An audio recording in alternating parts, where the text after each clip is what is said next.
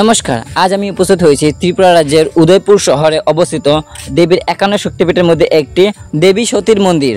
মায়ের পূজা করার জন্য যা যা সামগ্রী লাগে সবকিছু নিয়ে পণ্ডিত মশাইকে নাম গোত্র সহ বলে দিয়েছি, পণ্ডিত মশাই পূজা করে আমাকে দিয়ে দেবে। আমি যেহেতু বিকালবেলা এসেছি মন্দিরে, তো মন্দির চত্বর অনেক খালি।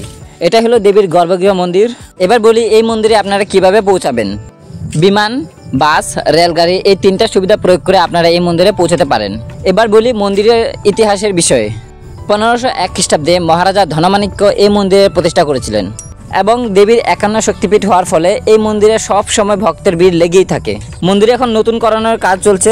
ত্রিপুরা সরকারের উদ্যোগে এই মন্দিরটি কচ্ছপ আকারের দ্বারা মন্দিরটি নতুনভাবে তৈরি করা হচ্ছে।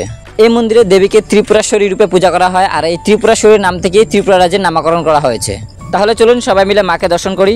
এটা হলো ত্রিপুরা সুন্দরী মন্দিরের গর্ভগৃহের মায়ের প্রতিমা। মায়ের অপূর্ব রূপ দর্শন করে কেমন লাগলো কমেন্টে অবশ্যই বলবেন। আর হ্যাঁ, রবীন্দ্রনাথ ঠাকুরের রাজশ্রী নাটকে এই মন্দিরের উল্লেখ আছে। এই মন্দিরের অন্যান্য বৈশিষ্ট্য হলো যে কোনো ধর্মের মানুষ এসে মায়ের পূজা করতে পারে। এটা হলো মেন রুট। আপনারা যদি বাসে আসেন তাহলে আপনার মন্দিরের সামনেই নামতে হবে। মন্দিরের সামনে একটি পুকুর আছে, পুকুরটার নাম সঠিক কি আমি জানি না, আপনারা জানলে কমেন্টে নিশ্চয়ই বলবেন। এই পুকুরে নানান ধরনের মাছ আর আছে বড় বড় কচ্ছপ। আমার বেশ ভালোই লাগলো এইসব ধরনের মাছ আর কচ্ছপটিকে দেখে। আমাদের দর্শন করা হয়ে গেছে, পূজা অর্চনা করা হয়ে গেছে, দেখতে পাচ্ছি পিছিয়ে মন্দির। বেশ ভালোই লাগলো।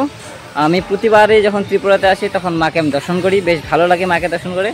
আমাদের এই ভিডিওটি কেমন হয়েছে কমেন্টে নিশ্চয়ই বলবেন, ভালো লাগলে একটা লাইক করে দেবেন। সবাই সুস্থ থাকবেন, ভালো থাকবেন, দেখা হবে আরেকটা নতুন ব্লগে।